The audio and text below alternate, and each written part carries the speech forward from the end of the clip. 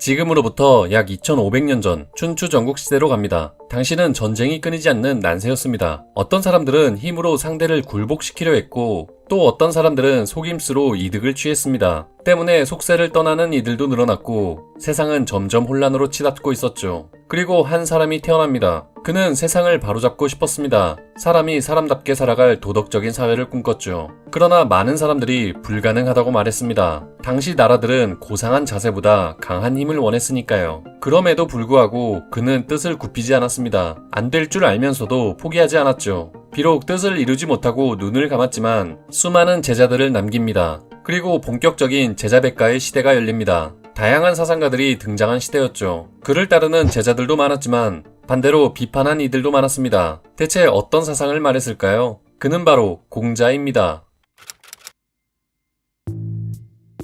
공자는 기원전 551년부터 기원전 479년까지 살았습니다. 고대 중국의 춘추시대 노나라에서 태어났죠. 그가 3살이 되었을 때 아버지가 세상을 떠납니다. 어머니 밑에서 자란 공자는 어려서부터 제사용품으로 제사 흉내를 내며 놀았다고 합니다. 가난했던 집안에서 공자는 딱히 어디서 교육을 받지 못했죠. 그는 학문의 뜻을 두기로 마음먹습니다. 그때가 15살이었죠. 얼마 뒤 어머니마저 세상을 떠납니다. 홀로 남겨진 그는 생계 유지를 위해 온갖 잡일을 할 수밖에 없었죠. 그리고 19살 때에는 결혼도 하고 자식도 낳습니다. 공자는 가축을 기르는 일도 하고 창고지기 일도 했습니다. 비천한 일도 마다하지 않았죠. 당시 주변국에는 유능한 재상이 여럿 있었습니다. 이들을 보고 공자는 많은 것을 배울 수 있었죠. 그 밖에 음악에도 조예가 깊었습니다. 일도 잘하고 학문도 뛰어났던 공자는 인정받기 시작합니다. 당시는 귀족 가문 삼환이 권력을 잡고 있었습니다. 개손씨, 숙손씨, 맹손씨 세 가문을 삼환이라고 하죠. 제후였던 노소공은 이들을 몰아내고 싶었습니다. 그래서 계략을 짜 개손씨를 공격했지만 실패했죠. 결국 노소공은 제나라로 망명을 갑니다. 36살이었던 공자도 따라갔습니다. 제나라에 도착한 공자는 그곳에서 많은 것을 배웁니다. 공자는 몇 년 후 다시 노나라로 돌아왔습니다. 그는 정치에 깊이 관여하지 않고 본격적으로 교육을 시작합니다. 교육 체계를 정리했으며 많은 제자들을 받아들였습니다. 공자는 50세부터 본격적으로 나랏일을 시작합니다. 대사구에 임명되어 나라를 안정시키고 외교로 큰 명성도 얻었습니다. 또한 귀족인 삼환 세력을 견제하기 위해 노력했죠. 하지만 옆에 있던 제나라의 모략으로 나라는 엉망이 되어갔습니다. 공자는 노나라를 떠나 천하유세를 마음먹습니다. 공자는 제자들과 함께 노나라를 떠났습니다. 여러 나라를 돌아다니며 유세활동을 했죠. 하지만 어느 나라에서도 그를 등용하지 않았습니다. 나라들은 덕을 펼치는 것보다 군사나 돈을 늘리는 방법을 원했으니까요. 공자와 제자들은 이리저리 떠돕니다. 배고픔에 시달려 죽을 뻔한 위기도 여러 번 겪죠. 그때 공자 모습은 마치 상갓집 개와 같았습니다. 주인 없는 개는 밥 챙겨줄 사람도 없어 궁핍하게 지내죠. 당시 공자가 처한 상황을 잘 보여주는 대목입니다. 고생은 고생대로 하던 중에 노나라에서 공자를 부릅니다. 나이를 먹을 만큼 먹은 공자는 돌아가기로 마음먹죠. 그렇게 14년 동안 유세활동은 끝이 났습니다. 공자는 노나라로 돌아왔습니다. 그때가 69세였습니다. 남은 생을 제자들을 기르는데 보냈습니다. 학문을 다듬고 책을 정리하기도 했죠. 그런데 얼마 후 불행이 하나씩 찾아오기 시작했습니다. 자기 아들이 죽고 이어서 수제자 안회까지 죽었습니다. 공자 자신도 병을 얻어 드러누웠습니다. 얼마 뒤 오랜 제자 자로가 별난으로 죽습니다. 공자는 말년에 슬픔으로 가득했죠. 그리고 얼마 후 74세에 생을 마칩니다.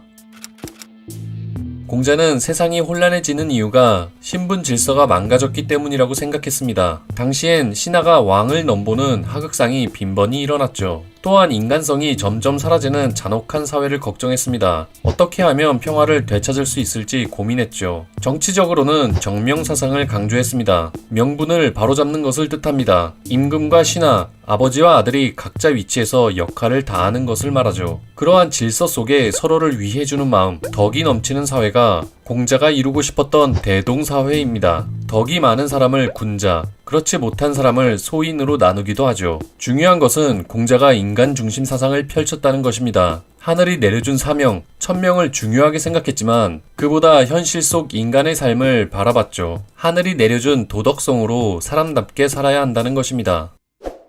공자 사상에는 항상 인간이 중심입니다. 여기서는 공자가 어떻게 인문 사상을 펼쳤는가에 초점을 두었습니다. 그의 사상을 키워드로 쉽고 간단하게 정리했습니다. 인과 예 두 가지입니다. 먼저 인에 대해 알아보겠습니다.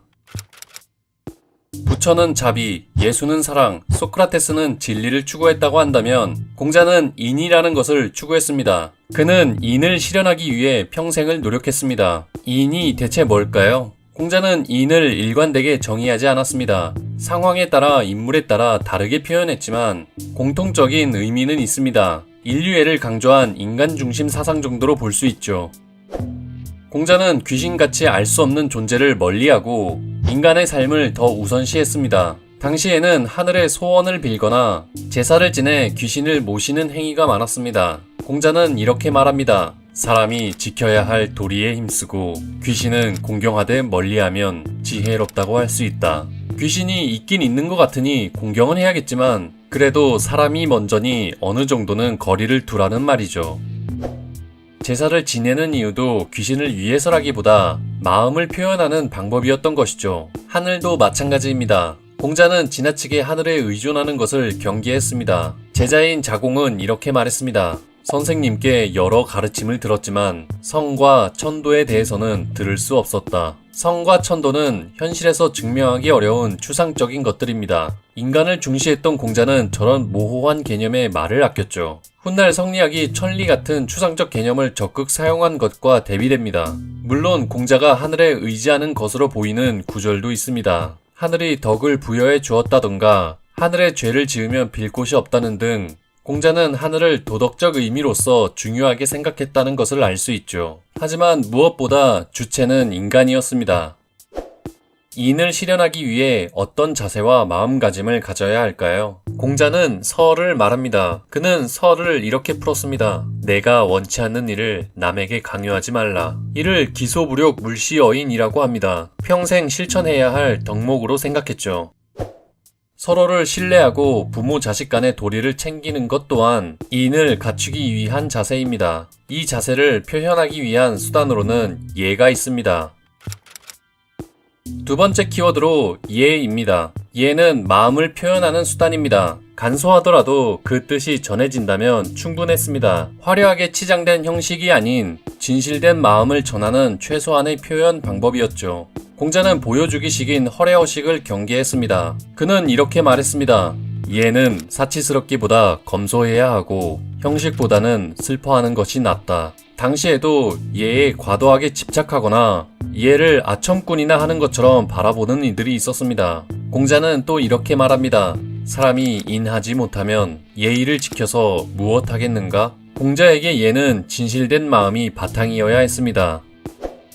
예의 본질은 진실된 마음이지만 사회 규범으로서도 의미를 가졌습니다. 국가 간의 외교를 할 때 예는 중요했습니다. 더불어 악, 즉 음악을 강조했죠. 예악은 당시 국가 통치에 있어 중요한 의식이었습니다. 예가 기본적인 사회 질서라면 악은 서로 조화를 이루는 수단이었죠.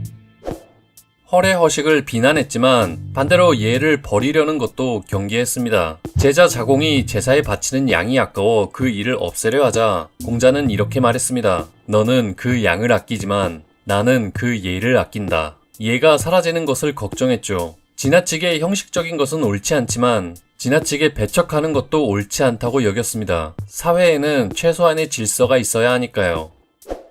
그렇다면 예는 어떤 자세로 임해야 할까요? 공자는 제자 안회에게 이렇게 말합니다. 자기를 이겨내고 예로 돌아가는 것이 바로 인이다. 이를 극기봉례라고 합니다. 쉽게 말해 공자 사상의 핵심인 인을 실현하기 위해서는 예가 필요하고 예는 자기 자신에게서 나온다는 말이죠. 다른 무엇, 타인이나 미신, 알 수 없는 것들에 기대는 것이 아닌 자기 자신을 극복하는 데 초점을 두었습니다.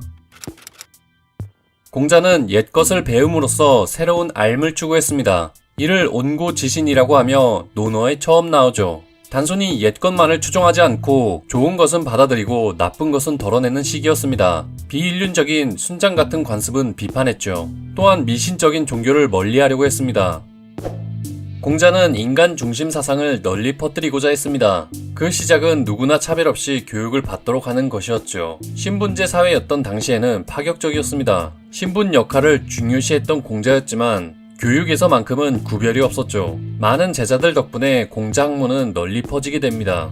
특히 공자 이후 유가사상은 맹자와 순자로 갈라집니다. 둘은 같은 유가사상가이지만 사상적 차이가 있었죠. 아주 간단히 말해 맹자는 이상적, 순자는 현실적이었습니다. 그리고 훗날 송대 성리학자들은 맹자 손을 들어줬습니다. 공자 사상의 상당 부분은 순자가 가지고 있음에도 순자는 유교의 이단화가 되어버렸죠.